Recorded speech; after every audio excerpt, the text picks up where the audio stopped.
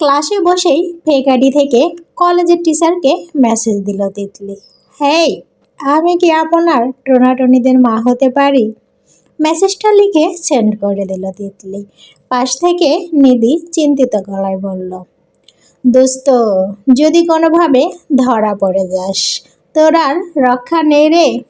সেদিন দেখলি না সেকেন্ড ইয়ারের মেয়েটাকে কিভাবে থাপ্পড় দিল? বাবা, আমার ভাবলেই গা কাটা দিয়ে আসে। তোর জন্য আমার ভয় হয় রে তিতলি। তিতলি কথাটা হেসে উড়িয়ে দিল, বলল, আরে দূর, ধরা পড়বো কিভাবে? আর ধরা পড়লেও বা কি হবে? যত সব, স্যারদের এত অ্যাটিটিউড হলে চলে? যতই হোক, এভাবে যে নাচতে নাচতে মেসেজ দিচ্ছিস, পরে যেন এর জন্য তোকে পস্তাতে না হয়। আমি বাবা এসবের নাই, তোকে আগে থেকেই সাবধান করে দিলাম। আমি ভয় পাই নাকি ওই লোককে? আমি জাস্ট বোঝাতে চাচ্ছি যে টিচারদের এত অ্যাটিটিউড হলে চলে না। তাদের মন হতে হবে মোমের মতো নরম। কথায় কথায় স্টুডেন্টের কর্কশের মতো ধমক দিলে অকালের সামনে দাঁত পড়ে যাবে, ওটাই। তুই আজকে এক সপ্তাহ ধরে স্যারকে মেসেজ দিচ্ছিস, স্যার তো একটা রিপ্লাইও দিচ্ছে না। আমার তো মনে হয় না আর দিবে। হতাশ গলায় বলল নিধি। তিতলিও মুখ বেঁকিয়ে বলল, দিলেই কি আর না দিলে কি? কথাটা শেষ হতেই তিতলির কোলের উপর থাকা ফোনে টুং করে মেসেজের শব্দ আসলো। তিতলি ফোনের দিকে তাকালো, নিধিও তাকালো। ওরা যা ভাবছে, সে কি ফোনের স্ক্রিনে নামটুকুরও পাশে ফারাজ খান লেখা দেখে গা শিউরে উঠল। তিতলি লাফিয়ে লাফিয়ে বলতে থাকে, নিধির বাচ্চা, ফারাজ খান দেখ, তোর কথাটা সত্যি হলো না। লাফালাফি বন্ধ করে কি লিখেছে দেখ তিতলি। আমার তো মনে হয় তোকে লাস্ট ওয়ার্নিং দিয়েছে। মেসেঞ্জারে ঢুকতেই দেখা মিলল সে অনাকাঙ্ক্ষিত মেসেজের।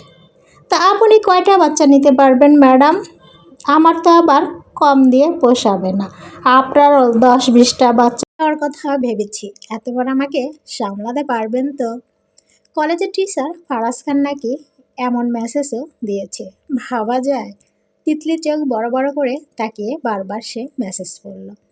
বুঝতে যেন কয়েক মিনিট সময় লেগে গেল। এখনও যেন বিশ্বাস হচ্ছে না। নিধি, এটা কি সত্যি? আমাকে একটা চিমটি কাটতো। আমি স্বপ্ন টপ্ন দেখছি না তো? এদিকে ক্লাসে স্যার চলে এসেছে। নিধির আপাতত এদিকে মনোযোগ নেই। সব স্টুডেন্ট দাঁড়িয়ে সালাম দিল ফারাজ খানকে। আসসালামু আলাইকুম। ওয়ালাইকুম আসসালাম। ফারাজের চোখ সবার ভিড়ে বসে ফোনের মধ্যে ডুবে থাকা মেয়েটার দিকে গেল। কি বেয়াদব মেয়ে, ক্লাসে স্যার এসেছে, কোথায় দাঁড়িয়ে সালাম দেবে তা না, মেয়ে ফোনে ডুবে আছে। ফারাজ বিরক্ত হলো। ভ্রু যুগল কুঁচকে বড় কদম ফেলে সেদিকে এগিয়ে গেল। তিতলি থেকে এক প্রকার ফোনটা ছো মেরে কেড়ে নিল। শাসানো গড়ায় বলল, ক্লাসে মনোযোগ না দিয়ে ফোনের ভিতরে এভাবে ডুবে থেকে নিশ্চয় আপনার জ্ঞান বাড়ছে না মিস তিতলি। হঠাৎ আক্রমণে তিতলি ভরকে গেল। ক্লাসে সবার দৃষ্টি ওর দিকে। অস্বস্তি ভয়ে তিতলি কাঁপছে।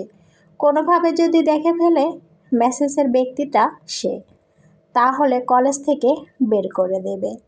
না বলা যায়। কাঁদো কাঁদো মুখে নিজের ফোনটা ফেরত চাইল। স্যার প্লিজ, ভুল হয়ে গেছে আমার। আমি ইচ্ছে করে হাত দেইনি, বোঝেন। Just shut up. থমকে তিতলি কেঁপে উঠল, তবে তাও অসহায় মুখ করে। ফারাজ খান মোবাইল তো দিলই না, উল্টে ফোনটা নিজের পকেটে ঢুকিয়ে নিল। চলে যাওয়ার জন্য পা বাড়িয়ে আবারও পিছনে ফিরে শাস্তিস্বরূপ বলল, যতক্ষণ না ক্লাস শেষ হবে এভাবে দাঁড়িয়ে থাকবেন। হ্যাঁ, কট খেয়ে গেল মনে হচ্ছে। চলবে। এই গল্প যদি ভালো লেগে থাকে তাহলে সবাই কমেন্ট। তো সবাই ভালো থাকবেন, সুস্থ থাকবেন, আবারও দেখা।